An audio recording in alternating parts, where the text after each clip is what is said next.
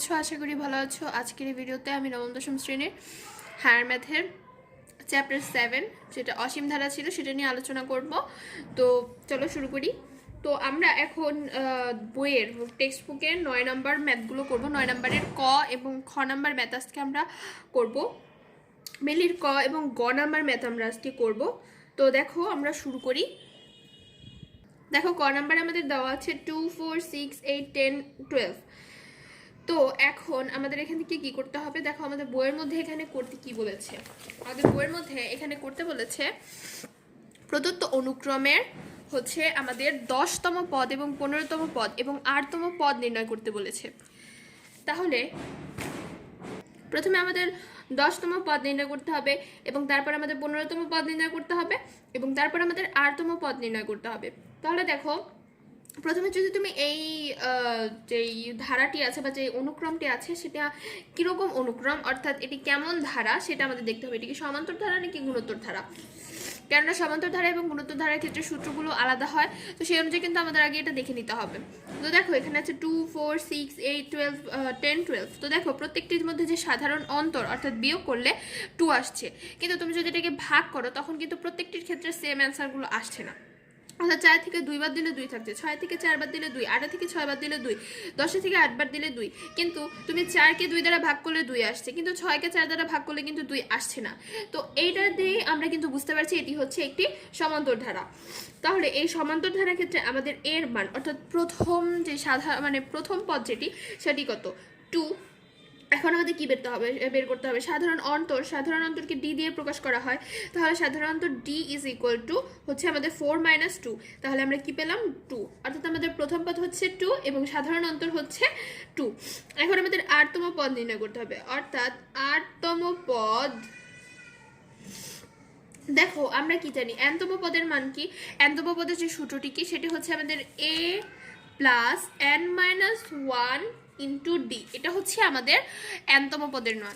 তো এখন এখানে আমাদের rতম পদের মান বের করতে বলেছে, তাহলে কি a প্লাস শুধু n এর জায়গায় আমরা r লিখবো, r মাইনাস 1 ইন্টু ডি। এখন আমরা এটাতে মানে এখানে সব যেই আমাদের মানগুলো আছে সেটি বসাবো। তাহলে দেখো 2 প্লাস r মাইনাস 1 ইন্টু 2।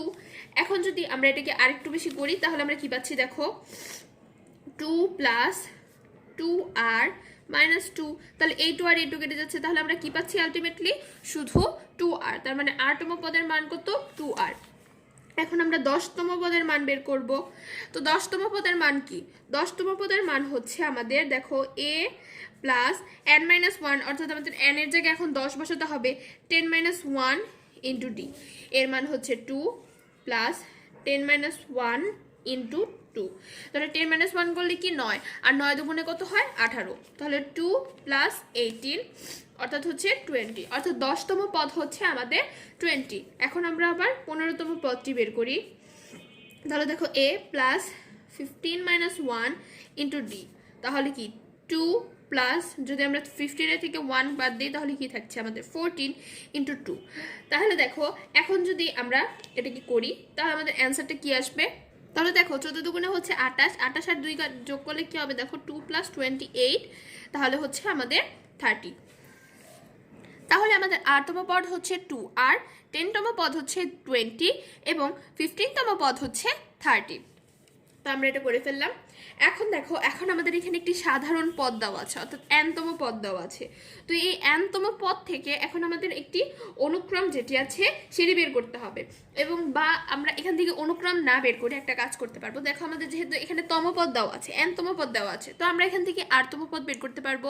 তারপরে 10তম পদ বের করা কিন্তু কঠিন হচ্ছে না। কিভাবে? দেখো আমরা যদি লিখি দেওয়া আছে কি nতম পদ আমাদের কি দেওয়া? 1/n into n plus 1। এখন আমরা যদি এটা থেকে rতম পদ করি তাহলে দেখো কি 1/r ইন্টু r প্লাস 1, এটাই তো আসছে।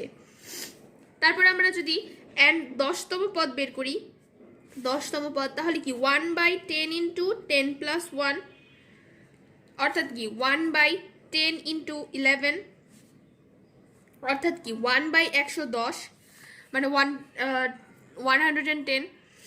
তারপরে দেখো আমরা যদি 15তম পদটা বের করি তাহলে কি পাচ্ছি 1/15 ইন্টু 15 প্লাস 1। এখন দেখো, এখন আমরা যদি আবার এটাকে করি যে 1/15 ইন্টু আমাদের 16 আসছে, তাহলে এই দুটোকে যদি তুমি গুণ করো তাহলে কি পাবে 1/240। দেখো আমরা এখানে 8তম পদও বের করতে পারলাম, 10তম পদও বের করতে পারলাম, 15তম পদও বের করতে পারলাম। তাহলে দেখো আমরা কিন্তু সবই বের করতে পারলাম এখানে। তো দেখো এখানে আমাদের একটি যে সাধারণ মানে nতম পদ আগে থেকে দেওয়া ছিল, আমরা জাস্ট পরে সেখানে 8তম পদ, 10তম পদ এবং 15তম পদ যেটা ছিল সেটা আমরা বের করে ফেলেছি। দেখো এখানে যে ধারাটি দেওয়া আছে, এই ধারাটির আমাদের অবশ্যই এর আগে যেরকম আমরা করেছি 8তম পদ, তারপরে 10তম পদ, 15তম পদ, এটা বের করতে হবে। তো দেখো আগে আমাদের দেখতে হবে এটা কি আমাদের গুণোত্তর ধারা নাকি সমান্তর ধারা, সেটা দেখতে হবে। তো দেখো এটা আমাদের যদি আমরা সাধারণ মানে প্রথম পদ বলি, প্রথম পদ হচ্ছে আমাদের 5। তারপরে যদি আমরা এটার সাধারণ অনুপাত বা সাধারণ অন্তর বলি, তো দেখো এখানে কিন্তু আমরা মাইনাস যদি করি তাহলে কিন্তু সবগুলোর মান সেম আসছে না, কিন্তু আমরা যদি ভাগ করি তাহলে কিন্তু সবগুলোর মান সেম আসছে। দেখো এখন আমাদের অলরেডি কিন্তু 8তম পদের মান বের করতে বলেছে, তাই কিন্তু আমরা এখানে আর কথাটি ইউজ করতে পারবো না। সাধারণ অনুপাতের ক্ষেত্রে আমরা অন্য কোনো একটি পি বা কিউ ইউজ করি। তো দেখো আমরা যদি এখানে পি ইউজ করি তাহলে কি হচ্ছে, তাহলে মানে পরবর্তী পদ ভাগ হচ্ছে তার আগের পদটি, তাহলে আমরা করি তাহলে কি থাকছে 5/3। আর যদি আমরা এটাকে ভাগ থেকে গুণে দিই তাহলে নিচেরটা উল্টে যায়, তাহলে আমাদের 1/5 আসছে। তো এই 5-এর এই 5 কাটা, তাহলে কি 1/3। এখন তুমি যে কোনোটা করে দেখো তোমার 1/3 আসবে। এখন যদি আমরা পরে করি যে এখন আমাদের গুণোত্তর ধারার ক্ষেত্রে nতম পদ কি ছিল, দেখো nতম পদ ছিল আমাদের a r⁻n-1। তাহলে আমাদের এখানে কি হবে a p⁻ হচ্ছে আমাদের n-1। এখন আমরা rতম পদটা বের করি। rতম পদ আমাদের এর মান কত 5 আর p-র মান কত 1/3r-1। তো দেখো এটাকে যদি আমরা এখন মানে মেইনলি এটা এরকম হবে যে 5/3r-1। কিভাবে হলো এটা দেখো, 1-এর উপরে তুমি মানে 1-এর উপরে তুমি যাই দাও না কেন সেটা কিন্তু 1ই থাকবে, যত কিছুই করো না কেন। আর শুধু 3-র উপরে কিন্তু কিছু একটা করলে সেটার একটা মান থাকবে, তাই কিন্তু আমরা 1-এর উপরে কিছুই রাখলাম না, এবং 5টা যেহেতু উপরের সংখ্যা তাই আমরা 5টাকে এখানে লিখে দিলাম এবং নিচে সেটা নিয়ে গেলাম। তো আমাদের 8তম পদ শেষ হলো। এখন হচ্ছে 10তম পদ, তাহলে 5 ইন্টু 1/3 অর্থাৎ কি আসছে দেখো 5 হচ্ছে আমাদের 3⁹ আসছে, সেম 1-এর ক্ষেত্রে, এবং 10-এর থেকে 1 কাটলে কিন্তু আমাদের 9 থাকছে। এখন আমরা যদি 15তম পদ নির্ণয় করি তাহলে কি আসছে দেখো, আমাদের এর মান হচ্ছে 5 ইন্টু হচ্ছে 1/3⁻15-1। তাহলে আবার কি থাকছে দেখো 5/3⁻14। এভাবেই কিন্তু সবগুলো আমরা করলাম, যেটা আমরা আর এর ক্ষেত্রে ইউজ করেছিলাম সেভাবেই আমরা সবগুলো করলাম। তোমরা চাইলে এখানে এটাকে পাওয়ার করলে কি হয় সেটা তুমি সাথে বসিয়ে দিতে পারো, এটা কোনো ম্যাটার না। যদি তুমি বসাও তাও তোমার ম্যাথ হবে, না বসালেও তোমার ম্যাথ হবে। তারপরে আবার দেখো আমরা এর আগে যেরকম ম্যাথ করেছিলাম সেটার মধ্যে একটি ম্যাথ, nতম পদের মান দেওয়া আছে। তো এখান থেকে আমরা rতম পদের মান বের করি। rতম পদ 1-1/3r/2। শুধু n এর জায়গায় আমরা r ইউজ করব কারণ আমাদের rতম পদের মান বের করতে বলেছে। এখন দেখো এটাকে কিন্তু তুমি যে আর কিছু করতে পারছো না। কিভাবে করতে পারছো না দেখো 1-1r⁻3r, তো এটাকে কিন্তু আর কিছু করা যাচ্ছে না। তো আমরা এখন আবার 10তম পদের মান বের করি।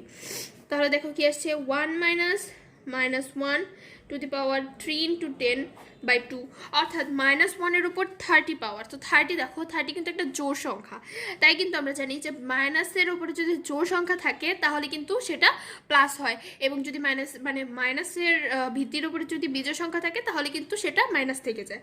যেহেতু এখানে জোড় সংখ্যা আছে তাহলে কিন্তু আমরা 1-1 লিখতে পারবো বাই 2। তাহলে কি আসছে দেখো 0/2, তাহলে কি 0ই থাকছে, অর্থাৎ 10তম পদের মান হচ্ছে আমাদের 0।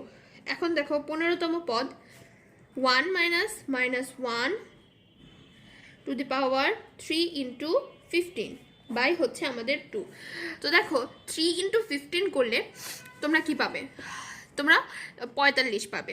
তো দেখো যদি 45 পাও 45 কিন্তু একটি বিজোড় সংখ্যা, যেহেতু মাইনাসের উপরে আমাদের বিজোড় সংখ্যা দেয়, মাইনাসটা আমাদের থেকে যাবে। অর্থাৎ দেখো তখন এই মাইনাসে মাইনাসে কিন্তু প্লাস হয়ে যাবে, অর্থাৎ 1 + 1/2, তাহলে কি 2/2, তাহলে আমরা কি পাচ্ছি 1। তো দেখো আমাদের আরতম পদের মান কি পেলাম, 1 - -1 টু দি পাওয়ার 3r/2। 10তম পদের মান কত পেলাম, 0 পেলাম। আর আমাদের 15তম পদের মান কত পেলাম, 1 পেলাম। তাহলে বন্ধুরা আশা করি তোমরা এই দুটো ম্যাথ ভালোভাবে বুঝতে পেরেছো। তাহলে বন্ধুরা আজকের ভিডিওটি এই পর্যন্তই। অবশ্যই আমাদের চ্যানেলকে সাবস্ক্রাইব করবে এবং পাশে থেকে বেল আইকনটিতে ক্লিক করবে এবং আমার এই ভিডিওটি তোমার অন্য ফ্রেন্ডদের সাথে শেয়ার করবে। আল্লাহ হাফিজ।